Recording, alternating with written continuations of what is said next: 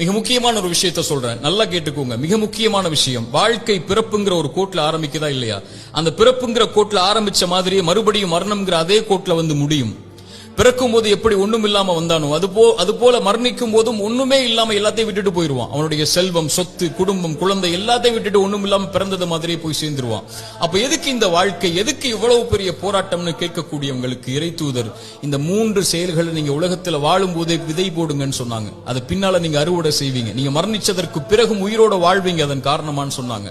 அந்த 3 விஷயம் என்ன தெரியுமா? முதல் விஷயம், இறைவன் உங்களுக்கு செல்வம்னு ஒண்ணு கொடுப்பான், அது பிறருக்கு இந்த உலகத்திலேயே கொடுத்து உதவுங்க. அதன் மூலமாக ஒருவன் பலன் பெற்றிருந்தால், அதன் மூலமாக இன்னொரு பலன் பெற்றிருந்தால் அந்த தொடர் நன்மை உங்களுக்கு வந்தடையும்னு சொன்னாங்க.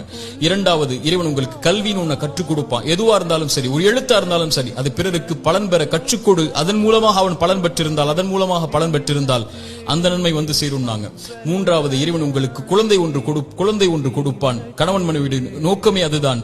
அந்த குழந்தையை நல்ல முறையில் வளர்த்தெடுத்து அந்த குழந்தை உங்களுக்காக பிரார்த்தனை செய்யும் அளவிற்கு நீங்கள் வளர்த்திருந்தால் அந்த குழந்தை செய்யக்கூடிய பிரார்த்தனைன்னு சொன்னாங்க. அப்படி நல்ல குழந்தைகளை இந்த பூமியில் இருந்து மரணிப்பதற்கு முன்னதாக வளர்த்தெடுப்பதுன்னு சொன்னாங்க.